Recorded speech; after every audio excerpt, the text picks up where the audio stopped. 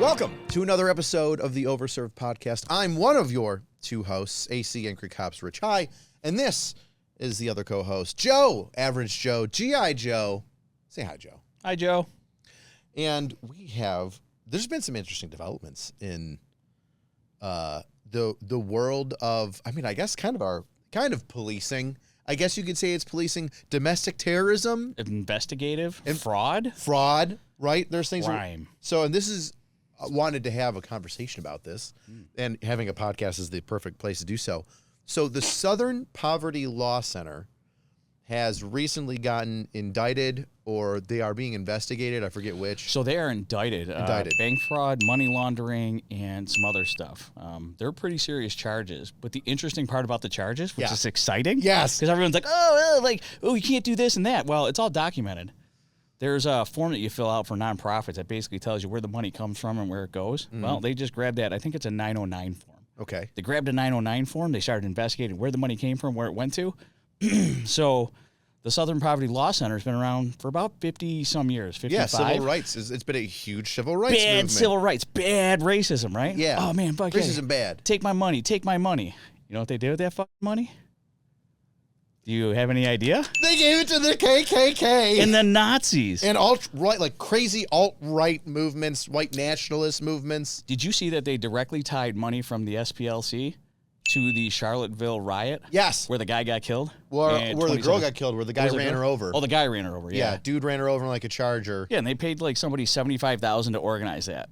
And so when you hear all this, and you look at the internet, the one, I guess the current president, I didn't see the exact quote, but he's just kind of like, we were just paying informants. It's just. I just said just like 4 times. We are minimizing our involvement, and we're trying to throw some information out there that sounds like only just working with informants.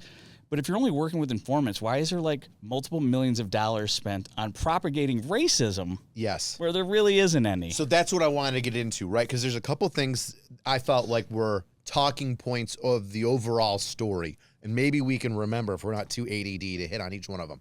One of them is who they gave money to, right? So the Southern Poverty Law Center, SPLC, gave money. This is a nutshell. Yeah. Gave money to the KKK, white nationalist movements. Nazis. And it was $3 million over the past couple years. Yeah. Like not like, 30 years they gave $3 million. No, like 5.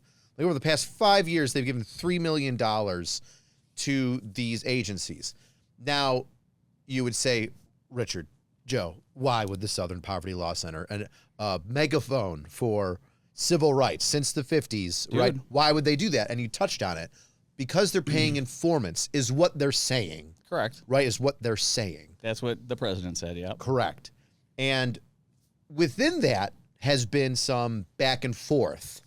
And one of the things that we'll get into, that I wanted to get into, is the use of informants and how they're paid. Yeah. Right? So let's talk about that.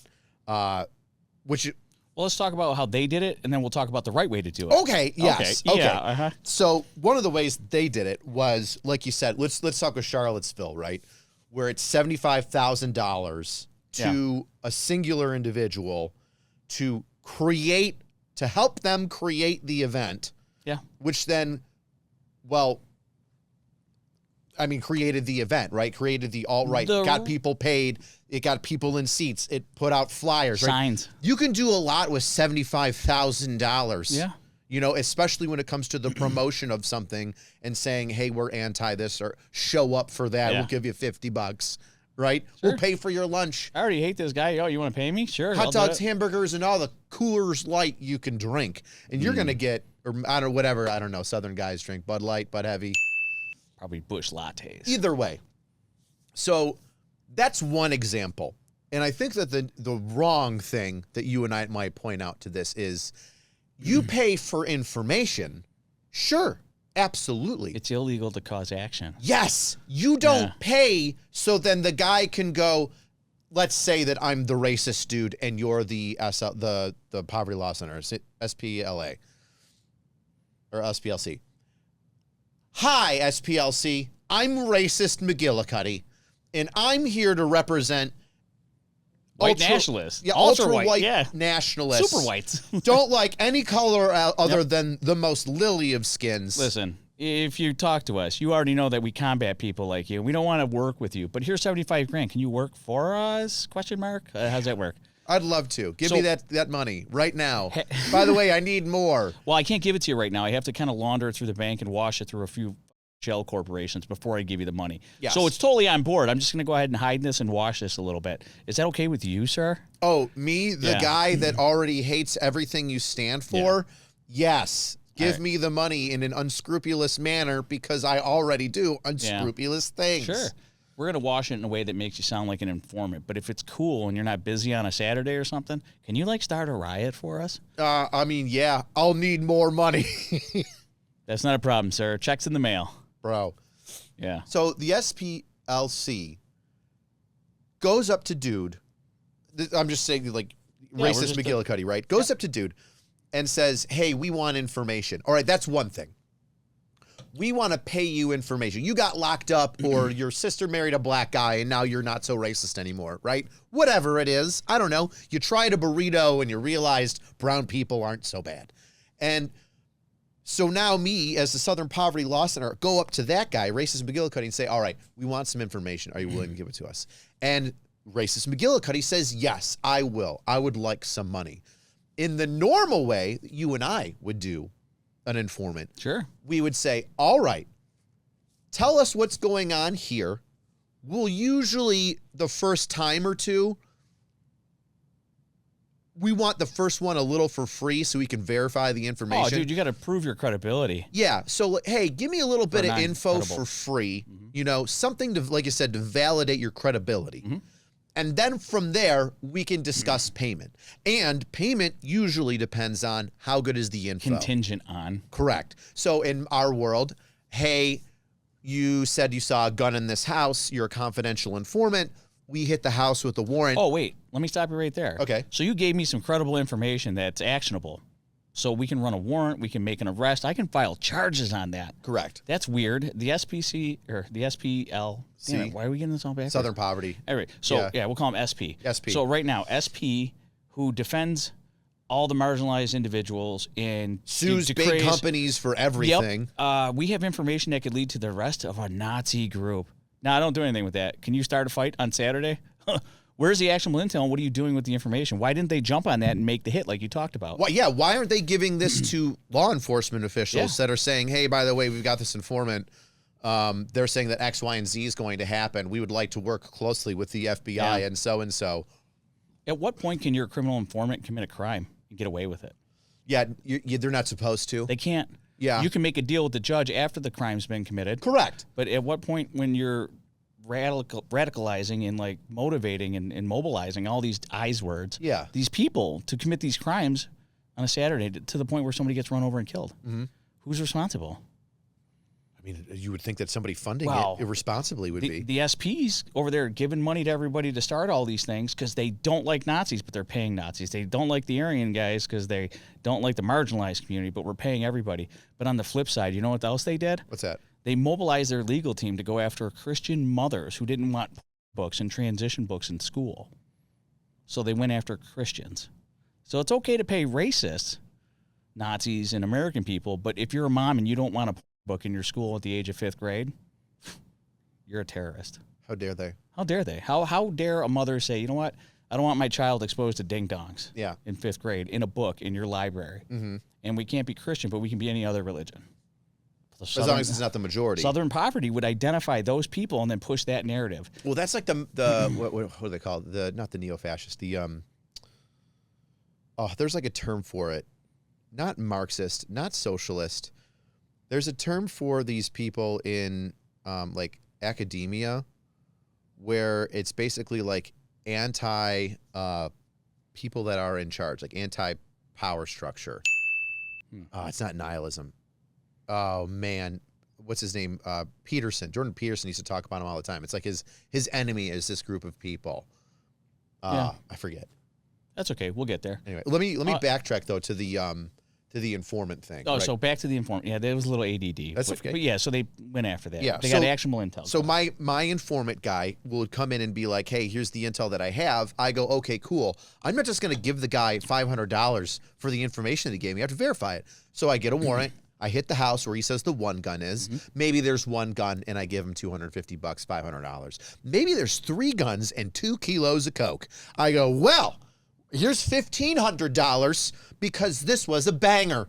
Thank you so much. Yep. And there is our relationship. I pay him based on the amount of actionable intelligence that I have after that intelligence is verified. Now, because we have that relationship, I might now say, hey, or that my confidential informant might call me up and be like, hey, I've got some info. Can I come in? Yeah. Yes. And I'll pay him $50 or $100 for a show up. Exactly. Hey, you're taking time out of your day to come Appreciate in. you. You've already given me actionable intelligence. We've already made arrests and gotten guns.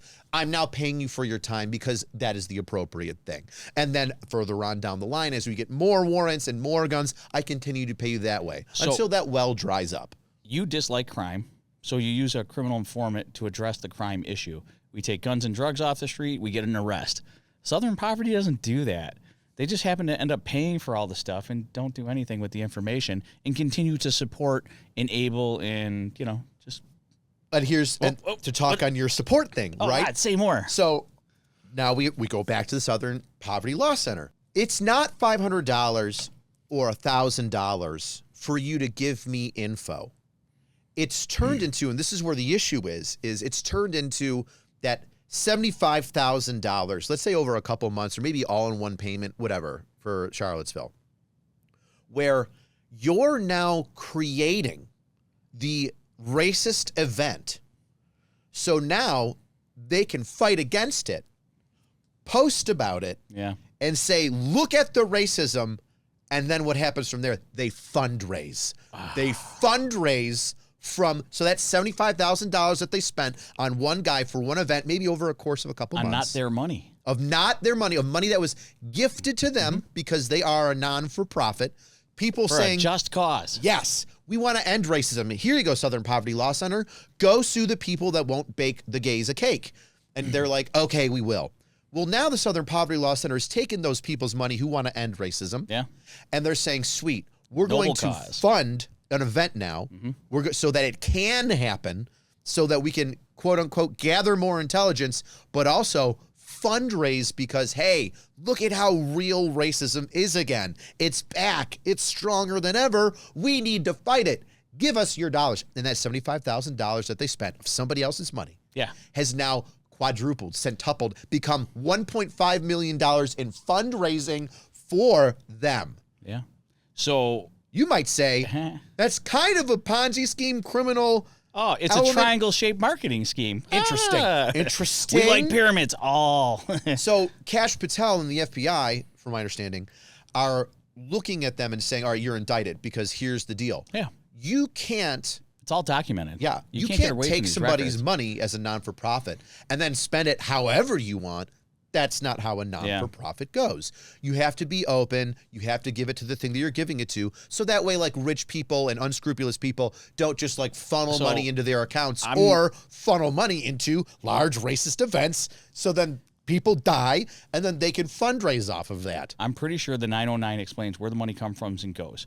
When we talked about lawfare and they're using the legal system against people. Yes. Like good people, good Christian women that don't want books in school, white nationalists that just, want their daughters to go in a bathroom where all girls go, not fake girls go. Yeah. You know what I'm saying? So they used it and said, these guys are bad. United we stand, right? Divided we fall. They're literally dividing us with fake racism. I've been on the job for just about 16, 17 years now. Yeah. I've only seen maybe 3 direct racism cases, like legit, all the bad words. Yeah. And I'm like, damn, that was some racist ass shit. And we took care of that problem. We made sure that you don't talk like that. You don't talk to one of our own like that. So, like, when I look at, like, the racism that doesn't exist and how they're propagating it, it looked like the narrative was, let's make all the white people bad. All the common sense, hardworking, whatever, Christian-believing people bad. Let's turn the focus on them and make them somebody that everybody who's got a problem can yell at. Were you so the common enemy of the United States government economy for the past 50 years. Yeah. Well, you were the problem because you didn't change fast enough. Now we're coming after you. And they did this collectivism thing, and like if you're not part of collectivism and you're like want to stand alone and be like, listen, I don't want to be a part of your problem. Well, all of a sudden now you're privileged. And it's like, why are you trying to divide us, dude? We're all humans trying to pay a bill. Gas is like $4.30 a gallon right now. Yeah. But I'm worried about the color of somebody's skin. That's not a real problem. No. But you put it on CNN and you run it through MSNBC, and then you do the SP, the law center, and now it sounds like it's a real problem, and I believe that. So when I'm watching the news, I'm like, this is a real issue. I got to deal with something. I got to be mad at somebody. Dude, I got better shit to do. Yeah. I'm aware that there is racism out there. The amount of times that I've actually dealt with it, so minimal. So few. I'll be honest, I've been called cracker, honky, and all sorts of white piece of shit. Then I've even been called the N-word, which is a little befuddling. Like, how, whatever. I don't know how you got there. Don't need the math right now. Yeah. But I've been called a lot of names, man. And I'm just like, cool name, dude. You're still under arrest. Like, yeah. Okay, yeah. There was I think he was Russian, and he came to the United States during the Cold War or pre-Cold War era, and then was like a figurehead or a mouthpiece for the United States and anti-communist propaganda. And one of the things he talked about was, he said the communists have tried to infiltrate America and create division via the bourgeoisie, right? The haves and the have-nots. Yeah. The way that like Europe and the way that it conquered or became a major political viewpoint in Russia was you have this higher ruling class, the bourgeoisie, and you have the proletariat, the worker. And they couldn't crack that in the United States. They're like, we can't create that divide because it's so easy to rise and fall and hit middle class and what do you call that? Not level fluidity. Under a capitalist economy, everybody has an option. Under a socialist type of regime, nobody has options. Well, but before then there was like monarchy and then peasantry, right? So the way that communism took hold in Western Europe was because there was a group of oligarchs and extremely wealthy people that were holding the majority of the people down. And they were like, oh, we should rise up and, get power and blah, blah. Yeah. Whereas the United States was founded on, freedom of expression, freedom of business, capitalistic ideas, so that you can have that, what's it called? Class fluidity. So you can go from lower to middle to upper to way upper class. Like Jeff Bezos started Amazon in his garage, was in debt for a while, and now he's one of the richest men in the world in the course of I think it was 15 years that happened. Yeah, the CIA helped him, pretty sure. Well, I mean, later after he already had, a significant toehold in the infrastructure. But he's listening right now. The communists couldn't affect us when it came to class warfare. Yeah. So this guy was like, so what they're doing is they're attacking you via race warfare. Sure. They want to keep you separated from white and brown and black. And distracted. Yes. Absolutely. They want to create those things. They want to make the whites the haves and the blacks the have-nots, or vice versa. The black gets the job because of affirmative action, the white doesn't. They want that because that's how they get their communist ideals. Dude, that's the easy embedded. button to divide. Yeah. And so whenever I see, these massive events like I forget the name of the group of people. Remember the white guys that had the tiki torches? Yeah. United Front or something front? Are you talking about the dudes with the tan pants and the blue shirts? Yeah. They're looking like bed boys. Yeah, the something front. United Front or National Front. Yeah. Something front. I think the SPLC sponsored them too. Oh, they did. Yeah, okay. They were one of the groups that they sponsored. And you're like, where the did these khaki-wearing dudes come from? That's not real life, man. That's nowhere. Where are we? 1945 Klan rally? That's so. But that's why it worked, because it looked like something that somebody imagined, right? Like Yeah. they could, in their mind's eye, they were like, "Yeah, that's what a bunch of Nazi American flag masks, right? Yeah, Khaki pants. No, dude. Button-up shirts. Not even close. We're the good whites, and we're tired of being walked on. Let's have a tiki torch. You're like, oh, so I can hate white people, middle America, upper class middle America because of the khaki pants, right? That's a total white guy. I'm not worried about the khaki pants, dude. And the American flag on them. You're like, sweet. So everything that looks like white patriotism in America, I'm going to now make that the enemy. Bad guy. It was so obvious. Patriot Front. It was called Patriot Front. It's cringe. Cringy. I love it. But I'm worried about the rednecks. I'm worried about the combat vets. I'm worried about kind of dudes like us in a t-shirt and jeans Anyone that dresses up like they're going to war, I got 5'11", everything. Like, you're not really the guy. Yeah. The sleeper guy, not the gray man. Not that guy. He probably could be dangerous because he doesn't know that he's dangerous. Maybe, I don't know. That's deep. I'm so dangerous. I don't know how dangerous I am, which makes me more dangerous. Yeah. But yeah, the Southern Poverty Law Center As soon as you has said been super interesting to me. What were some of the other organizations? Yeah, I'm looking up some of the other organizations right now. All right. So while you're talking about the organizations, I want to go into this whole let's divide America, let's make all the white guys mad, and F Trump. Because at that same rally, he said, "What? I don't know the exact quote. Oh, these are good people or something." Quote. There were good people on both sides, is what they clip. But directly after that, he says there were good people on both sides, except for the white nationalists. And there's a bunch of people in the media so they that ran still with believe, that, and they'll run that into the ground, claim everybody's a terrible human being, and never retract any of the statements. And when they go to retract it, it's a one-liner like, "Oh, my bad." But it's really neat though. They're going to get indicted. In the biggest track that they have, all the documentation, follow the money. Yeah. Anyone that's involved in any kind of this fraud, follow the money. That's why you got the Somali stuff in Washington. You got the, I'm sorry, is it Somali or is it Ukrainian in Washington? Anyways, I hit the mic. Hit the mic, drink. People are complaining I didn't hit it enough. All right, so I have, I'll let you finish your thought, and then I'll tell you. So real quick, all the things. fraud and all the money. If you notice, the FBI is following all the money. They're making indictments on the Learing Center. Oh, yeah. So should we call it the Southern Poverty Learing Center? Yeah. Yeah. Southern Poverty Learing Center, bro. I like it. Yeah. Because it's just straight up retarded what they're doing with our money and how they're enabling racism, propagating racism, while standing up front going, we're not about racism. Dude, your whole company is based on racism. You have to have racism in order to exist. And one more thing with the money. Allegedly, they have like $800 million. Mm-hmm. That's a lot of influence. They have a lot of money to push around and push people and pay $75,000 for bad information, right? Yeah. And, initiate all these things. And George Soros, who's been openly investing in anti-American propaganda stuff with his nonprofit money, someone said he gave like $100 million. Okay. So now we're already like international on people with the U.S. from the outside with cash. So here we go. Southern Poverty Law Center, recent federal charges. Learing Center. Yeah, Learing Center. So they paid $3 million over the course of 2014 to 2023. So 9 years. The groups involved, Ku Klux Klan, including the United Klans of America, Aryan Nations, National Socialist Party of America, the American Nazi Party. Yep. National Alliance, National Socialist Movement, and individuals linked to the Charlottesville rally. Here's one of the examples. One national alliance affiliated informant received $1 million over 9 years and stole documents for the SPLC. Another received $250,000, $250,000, and allegedly helped plan/attend Charlottesville while making racist posts under the supervision of the SPLC and coordinating transport.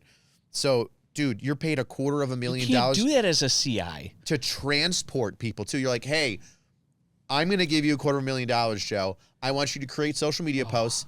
I want you to get people...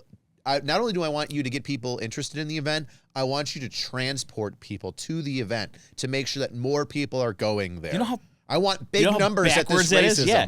You're inciting riots, you're propagating, you're paying for, you're transporting. Anyone else would go to jail for that.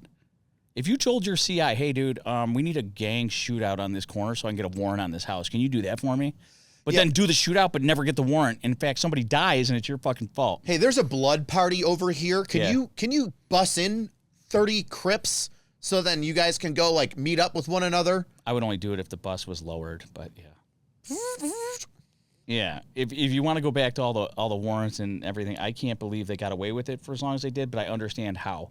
They had people in positions of power that were able to not look at those 909 forms, look at all the different documents. Now the FBI came in right from the very beginning. They're like, we're going to get to the bottom of this. People are like, yeah, okay, you're not going to. Kash Patel's like, indicted, warrants indicted. And if you think they're not coming for you, they already have your information. My best tools that the federal government has is you. When it wants to over somebody is the IRS. Ugh. Oh. And if you're a non-for-profit, That's gross. and you're spending $3 million, listen, I don't like the IRS. I don't think that we should have the amount of taxes that we do. I think the taxes should be easy. I think it should be 10%. No, but they're so selective. They are selective. Oh, you have my attention because somebody told me to look here, so I'm looking and I find. But anyway, if you want to have somebody get screwed over because a non-for-profit is improperly filing their taxes and spending their money, the IRS will get them, and they will fine the shit out of them. Only if they want to. Well, let's be honest. If it's this administration that says you're going to, what happened? A plus B equals C, and C means that they spent $5 million incorrectly. Awesome. Then you're going to charge them for that, and you're going to fine them whatever it is on top of that. So let's say they do get held accountable. It hasn't really been in the news. Nobody's really pushing this. It's all alternative media, X, Instagram, TikTok, YouTube. They have podcasts that you can find on Pepperbox. Super podcast. Anyway. If you want to hear about the Southern Learing, Southern Poverty Learing Center, dude, we got to do that. There's got to be a meme in there about some Somalis. Like it's going to be a Somali. You know how Liberty is blind and holding the weights, the balances. Yeah, it's a Somali that's blinded, but he's got like one eye like lifting up the fold and holding the scales, and one of them's super heavy with like a bunch of gold lighting something in it. on fire. So I think it's gaslighting. Keeping it simple. Okay. All right, we're just talking through this, man. Just using my words to try to develop a photo. Picture's worth 1,000 words. You shut me off at 6. I've heard enough. All right, we're done. Final episode. No. I don't like talking to you anymore. You know what? This is dumb. You're dumb. You're going to talk about conspiracy theories. So that's a half an hour on the Southern Poverty Learing Center. Yeah, I think we did pretty good on that. I mean, a lot of people can dig into it and find more of the details. But the short of it is they probably violated every effing law you can possibly think of, paying these people, creating shell companies, handing out our money, lying to people about what they were actually donating for 55 years, dude. Finding things to argue about, creating, what is that called? Problem, solution, something? When you create the problem, then you solve the problem. You come up with a monetizing way to do that. I mean, I don't think the Southern Poverty Law Center. Problem, reaction, solution? Something like that. Google it while I do a diatribe. So I don't think that the Southern Poverty Law Center has been around in its entirety to create false flag operations, which is kind of what these are if you dumb it down. Yeah, but they've allowed me a certain amount of time to... I can say that now. Sure. Because even if they had a board that came on with the most noble cause, well, they left it up to a board of people to change. People were manipulated with money. Yep. The organization went from $0 to $800 million, whatever they have, $700 million. And they're like, hey, we can make more money if we cause problems and get paid by people to solve these problems. Oh, there's racism over there. Yeah, look over there. We're going after this. You know what I mean? So there's a similar problem, or whatever, I guess you'd say problem, with like political... it is problem, reaction, solution. Problem, reaction, solution? Yep. And what is that? That's when you... I cause a problem, there's a reaction, but I already have the solve. Solution. It's like when we talk about... I made a dam that prevented, Las Vegas from getting any water. Oh no, what a problem. Oh, by the way, I'm a plumbing company and I own the dam. Let me pipe fresh water to Las Vegas and get paid billions of dollars Las for Vegas and be like, oh my God, I now own a business company and I burned down the Palisades so I could build it for you. Yeah. Problem, reaction, solution. Create the problem. Oh my God, the Palisades. California's fucked, right? Dude, I don't understand. You do. It's a land grab. Well, I know it's a land grab, but here's the deal, right?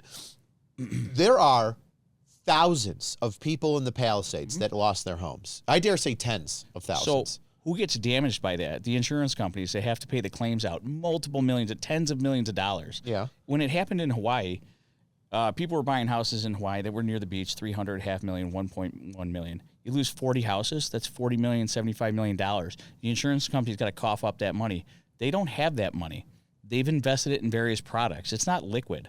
So they're going to make you wait 2-3 years, just like our friend whose house burned down is now on year 2 of this, and they're trying to squeeze this dude, right? Yeah. So insurance companies don't want to give you the money, so they're going to find a way not to pay you. Over in the Palisades, it turns out like, yeah, you can build, we can rebuild, but you know what? Now your house has to be 10 feet higher above grade for water. I'm not thinking that the Palisades burned down because they had too much water. So why are we raising the houses? That's going to up the cost of building a freaking McMansion on a hill So wait, the Palisades, they're making them raise the foundations? Raise the houses. They want them to raise the houses. How much? I don't know. Somebody said like 10 feet. They have to raise the foundations. We have to build a mountain on top of a mountain? Yeah, to get away from water that they don't have.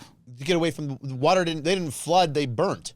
Well, they also shut those things off prior to the, there was a whole bunch of I saw some of that. But in general, they keep implementing new rules to make it more difficult and more expensive to do so, to the part where you're like, fuck it. I won't even, I'll just give me my settlement and I'll leave. Yeah. Next thing you know, the Palisades are available. So it's kind of a government land grab. I don't understand how those thousands of people that lost their homes aren't in like their city hall just rioting. But the city hall is bad. Yeah, the but state is bad. Like, what are you going to do? I'm not saying anybody should do anything, but recently Trump had his third official, well-publicized assassination attempt, right? So you got a guy from California that's upset that Trump has high gas prices, right? What's his name? Cole Allen. Yeah. And so I did a video on him. And so he drives over there to bum rush and Naruto run the president, right? He's so upset with that. But he's not upset. I don't know. I'm sure he's not from the Palisades. But my point is that, and there's nobody like him. Though, right? What's that? He is from California. He's from California. Yeah.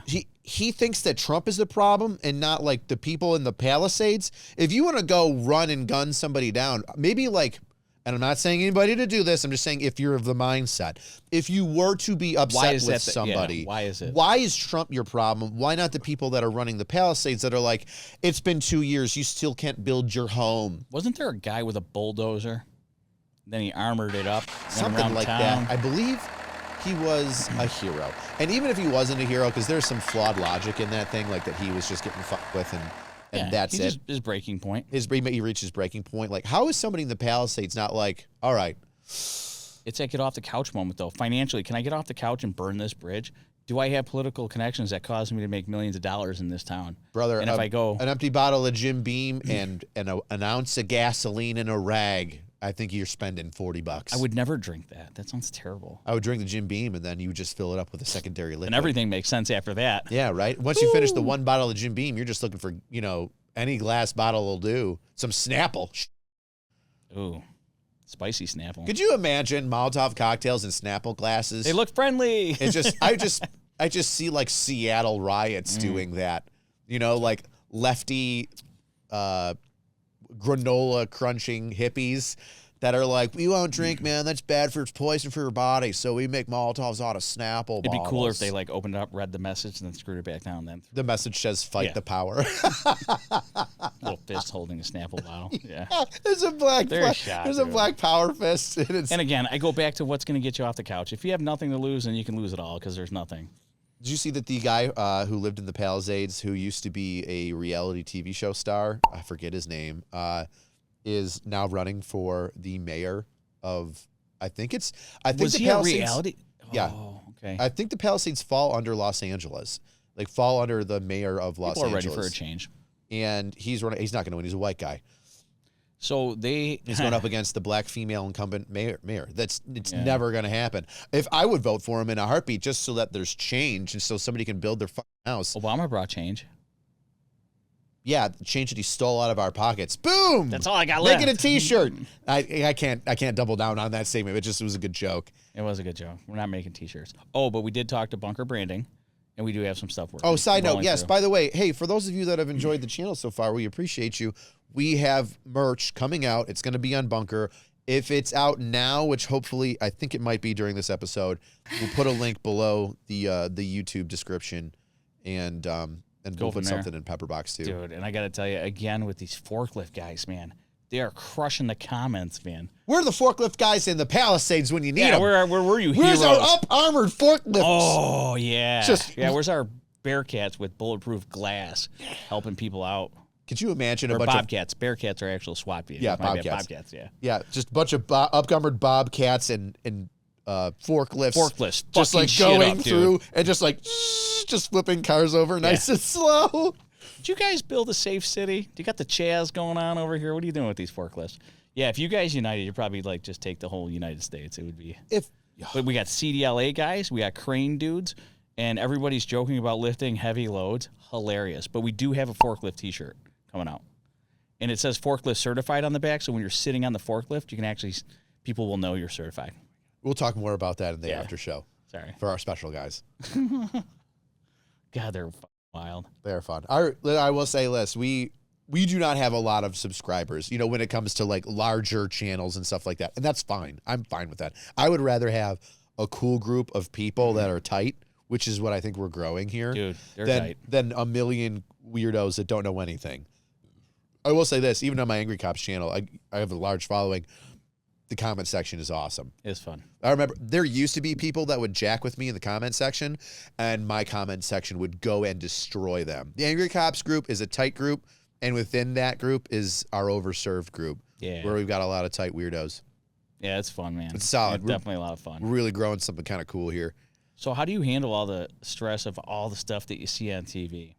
What do you mean? The news, the Southern Poverty Learing Center. I notice when I start getting angry, I'll give you an example, right? So in my Twitter feed, I've noticed over the past, I don't know, a couple months, I don't really like anything. I do repost stuff if I think it's funny and I want to talk about it.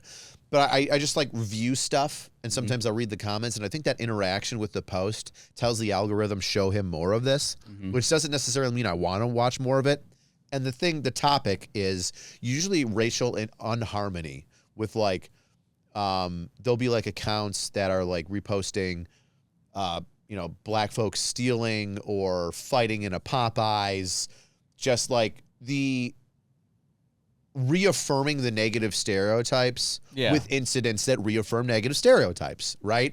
And I'll see that, and like I'll an start echo chamber of information. Yeah. And I'll see that, and obviously not all black people have got weaves and start, you know, smacking their lips at every person that's got authority and trying to steal, you know, Starburst from a gas. That's not every black person. I'm not an idiot. Obviously, that's not every black person. And not every white person's a Karen either. Correct. Or it's just, you know, for the white side of this is white Karen custody disputes or like car accidents. Yeah. Where you got the white woman that's like kicking a dude's Corvette because he's got a loud engine. She's out of her mind. I got cops. You did crime. I have tinnitus.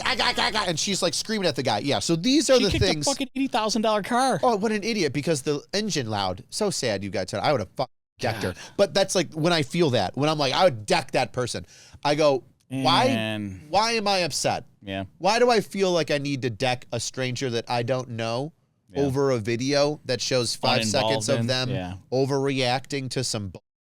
Why do I feel? And that's when I catch myself. That's when I feel, I go, okay. And I literally make the switch from X to Twitter. Right to Pornhub. Oh, if only. Yeah, I stroke one out when I see Karens because it just seems like it can calm me down. No, I go to Instagram. And Instagram is a happy place. Yeah. Now, Instagram is not free speech. It used to be really bad because it's part of Meta. Yeah. And my Facebook account is gone on Facebook. It blacklisted my AngryCops channel on Facebook. Do you remember your TikTok channel years ago? My TikTok channel got deleted, but that's because somebody claimed that I was impersonating yourself. That I was impersonating myself, which is incredible. And TikTok is a garbage platform, and I make some stuff on it because it's fun, but I repost it everywhere else because it's easy to take the fun stuff. But either way, Facebook, Meta, Instagram, it's less freedom of speech. It used to be far worse, especially during COVID. Yeah. It's gotten better. But I will say it does not allow the amount of widespread violence or like hate baiting. It errs on the side of caution for that. Correct. For sure. So if I like start noticing that I'm like irritated by unknown person on internet, I'm on X. Yeah. And I go, all right, cool. Let me go switch over to Instagram if I'm going to kill time on an app. And there's like there's funny baby stuff that I follow on there. And like, there's this British couple and he's like, they're adorable and cute. And he's like, hello, darling. And they just had a daughter and he's like, my little darling. And it's cute, weird like that. And then like white people just being retards. I don't know if you've seen this video in a good way, like rednecks, hillbillies. This dude, is in like a Honda Civic or something like that, and he like just like floors it in reverse and smacks into a parked car. opens up the driver door, fake hurls out like Mountain Dew or whatever, and pulls out a Desert Eagle and just blasts the open door, which shatters his window, closes the door, and speeds off again. And it's just like, hell yeah, brother. Hell yeah, man. Where was this? It was just like on on the a internet. set? Is this real life? Yeah, a guy was just having a good time taking the piss out of whatever, and it became like its own meme, like a video meme of every E4 in the 82nd Airborne on a 4-day weekend. That's perfect. You know what I mean? That pow! I'm out of here. Yeah, just like I'm not sticking around for this shit. Yep. Woo.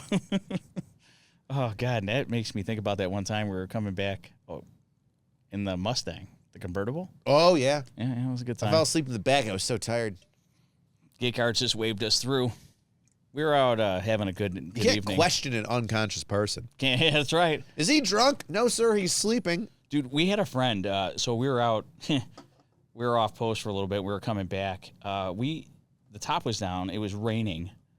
And everybody was intoxicated except for the driver. And there were pounders, like these 16-ounce oil cans of beer in the cup holders. I don't even know how they fit in a Mustang cup holder. But we had a 220-pound dude folded in the backseat of a Mustang. You remember that? Yep. Chris. Folded. In maybe 18 inches of Mustang seat. The gate guards just kind of looked at us. And were like, get the fuck out of here. We don't want to know about the paperwork. We don't know what you did. It's been storming. It's raining. You guys are wet. Yep. There's beer in the cup holders. Get the fuck out of here.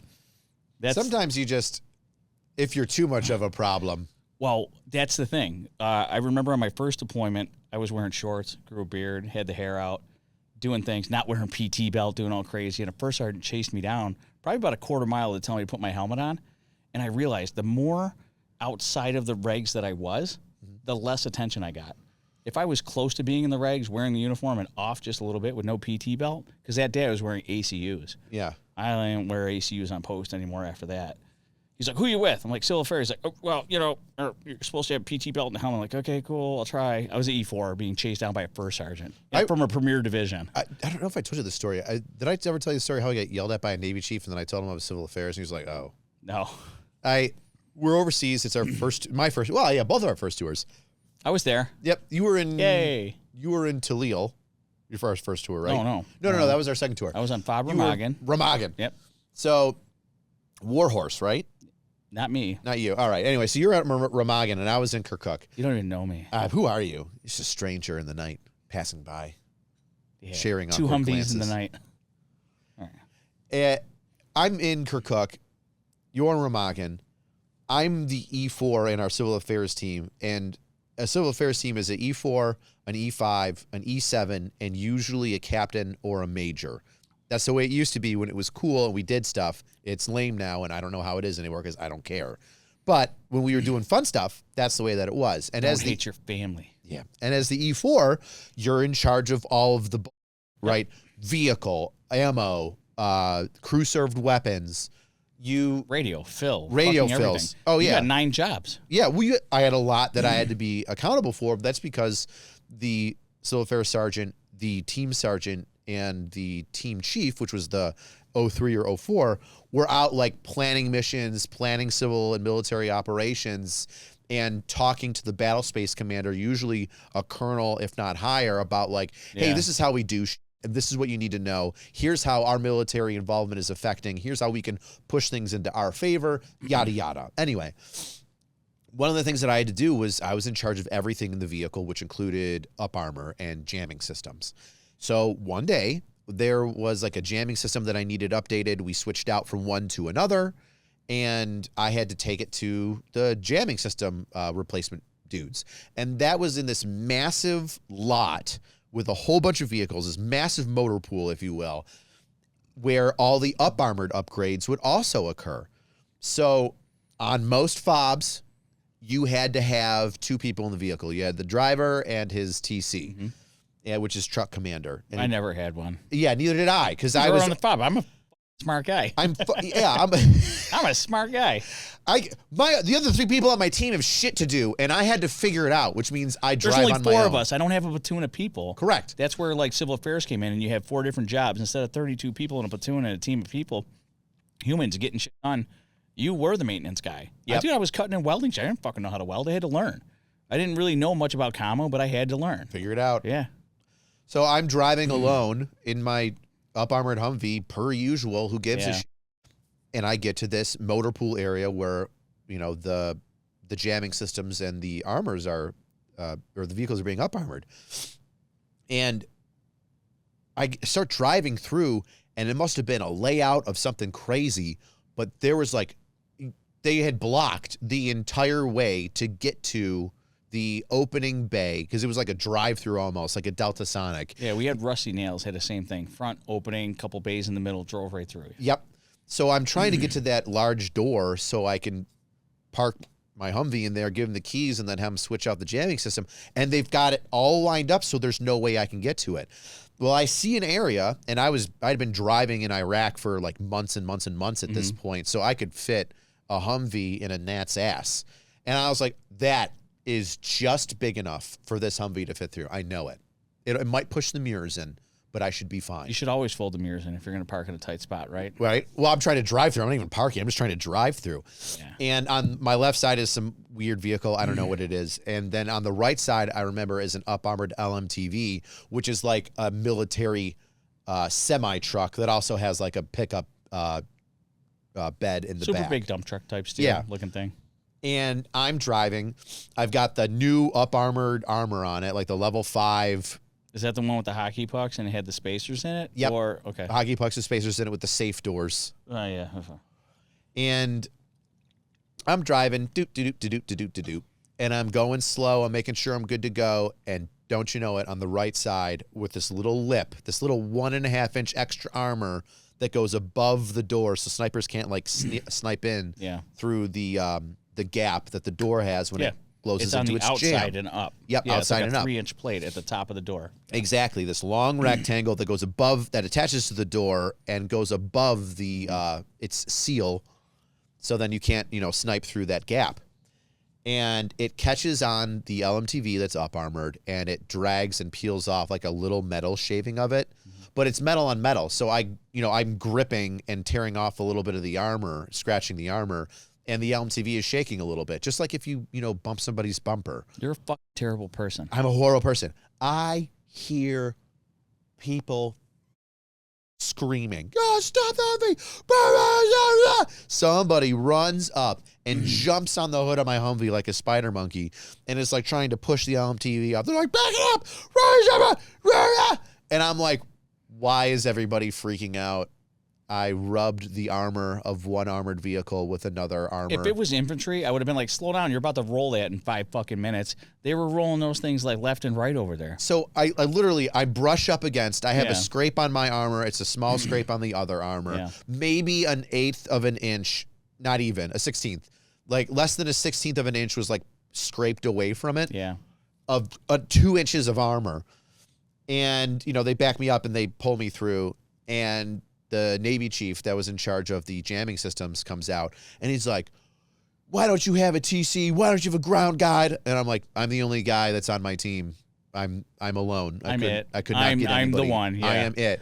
He's like, what are you going to be wrong with? I'm like, civil affairs. He goes, yeah.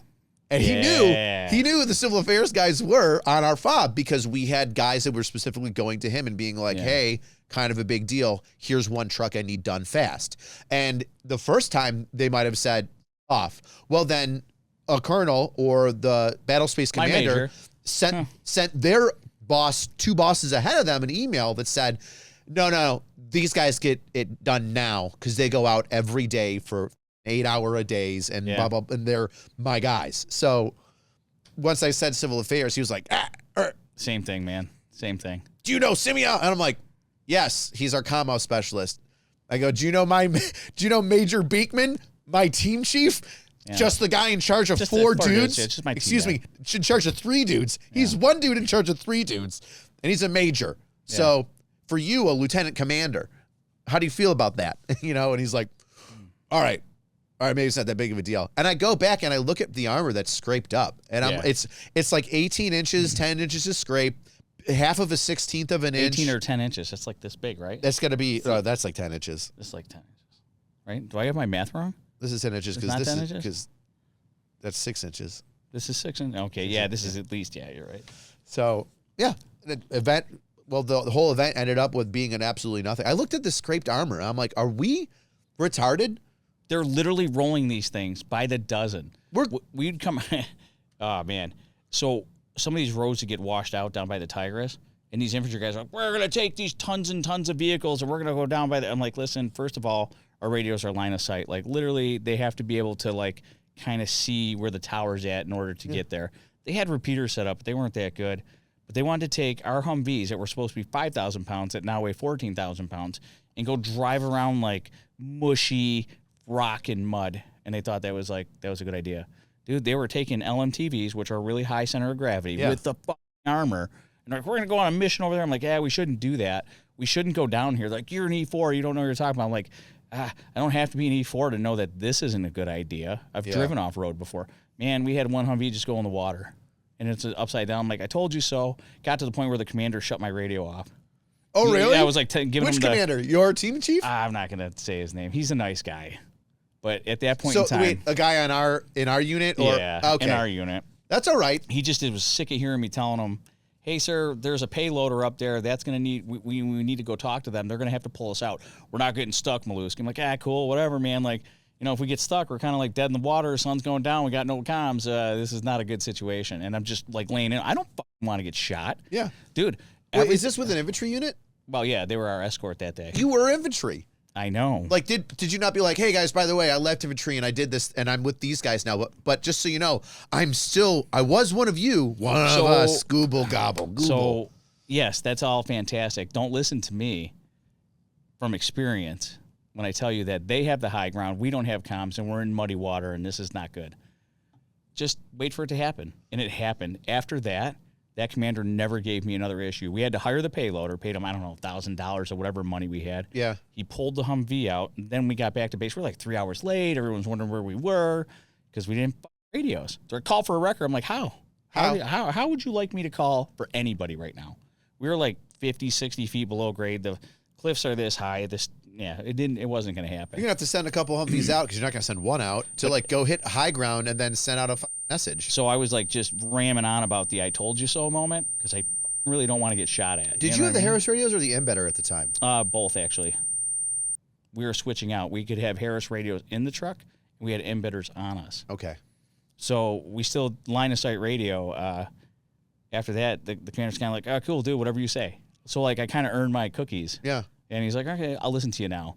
And I find that in the regular world, even in the policing world, hey, we shouldn't do that, speaking to somebody. And they're like, you can't tell me what to do. You're right. Go ahead, fuck around, find out, Era. Goodbye.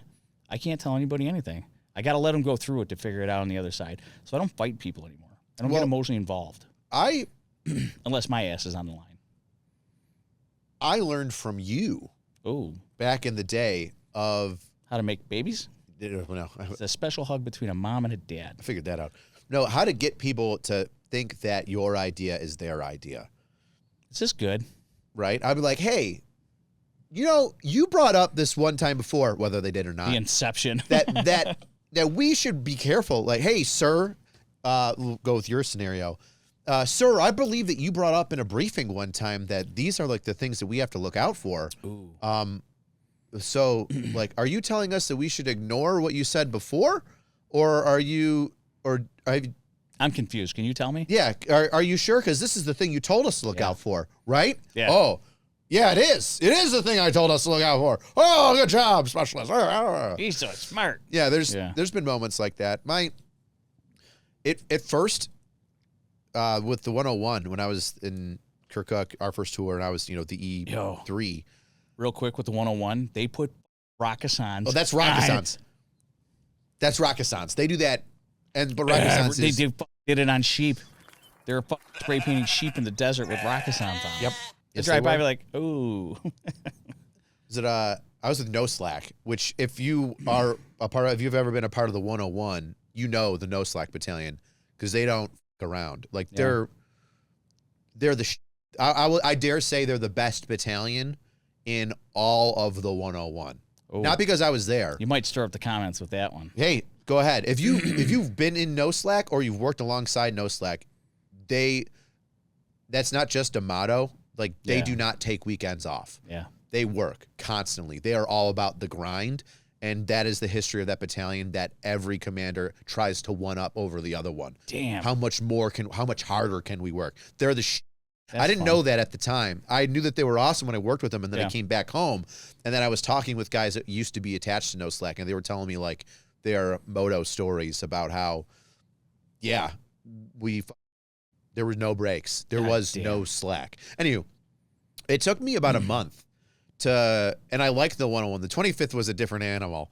It took about a month, and the 101 immediately got it. They were like, okay, high isn't a normal specialist. It's kind of like high's not normal, guys. Ladies and gentlemen, breaking news. It's like that scene breaking news. News In Django. Yeah. Like he's not like you other. He ain't like it. Yeah. Dude. Who's that Peckerwood? The boy with the glass. Randy. Yeah. Treat specialist high like Randy.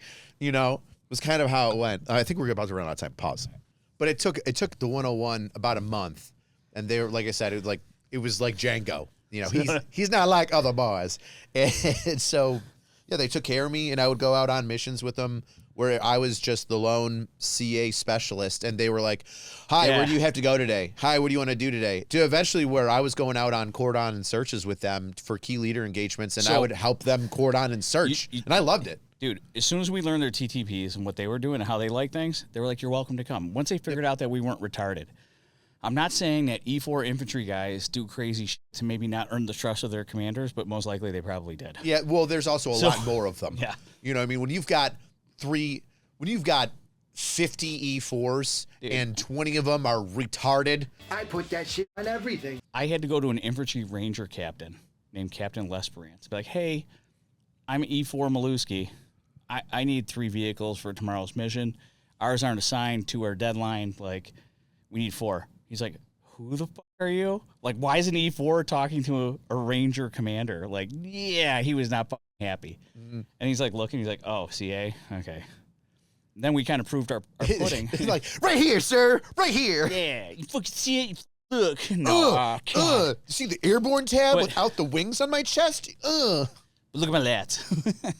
So he was questioning like all the shit we did until we started doing stuff and accomplishing the mission. He's like, wait a second. You guys are getting more done than we're getting done.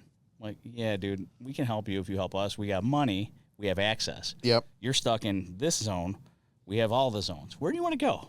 What's the commander's intent? What do you feel like doing today? And after kind of building a relationship and proving that I wasn't eating crayons, it made missions a lot easier and access to all that. He was a Rakkasan type of human. Yep. Well, that's what gets them in the places, consistency.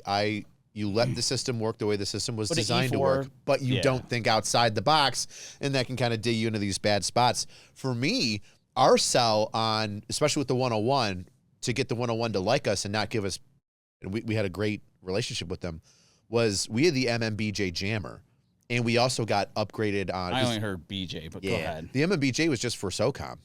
You didn't get that if you were a line unit. Some of them didn't have and the only thing that they had was our jamming system in the beginning. That's antiquated, so we can talk about that. Well, yeah, that's well known now. But you've got the other ones like the Duke, Red Green. Well, Red Green was first, then Duke, yeah. Yep. But anyway, we ran the MMBJ, and then it would work with other jamming systems that were normal line units would get, like the Red Green. So you would have like active and passive jamming. Oh, we had everything. Yeah, and you would mesh them together and they would work well. You had to make sure they weren't fighting one another, which is an issue because sometimes that would happen and people get blown up and wonder why. We were aware of that. But the 101 guys that we were with were like, oh, you can do that? We can mesh these things? Yeah. Or they knew about it enough to where they would say, yeah, we need you as the number 2 vehicle because we'll have one up front that's got a jam, or not all of them had jammers. So we would be the second vehicle. They would have the third vehicle be the whatever jammer. And then that like bubble, quote unquote, even though I know that's not how it works, would cover the entirety of the convoy.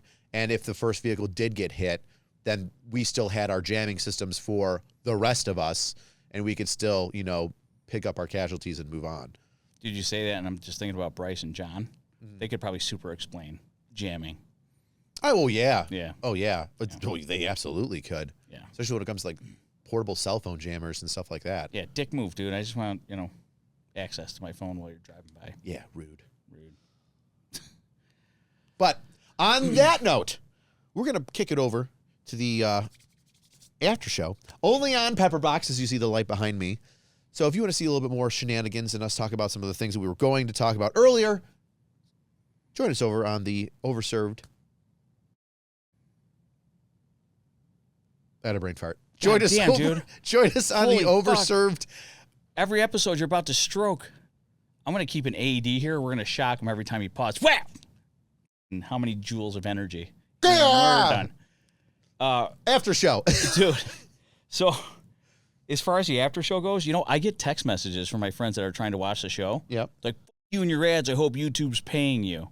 I'm like, YouTube's not paying us. It's not really paying. And they're like, I hope you're happy I had to skip 5 ads. Now, mind you, I like to listen to podcasts too, and I hate skipping ads because once it's in the earbud, sometimes I get stuck on an ad that's like 5 minutes long. And I'm like, why is it telling me a story about a chick that's a vampire in a high school? How'd I get stuck on this fucking ad? Why does the algorithm think I need to hear about this for 10 minutes? Yeah. It's fucking boring. But it's a pain. Well, Pepperbox doesn't have to worry about ads because it's ad-free. Dude, it's like mainlining podcasts. Jesus, mainlining podcasts. So anyway, we'll see you over there on Pepperbox for the exclusive Overserved After Show. I've been AC, one of your hosts. I'll see you next time. Say goodbye, Joe. Bye, Joe. Bye, Joe.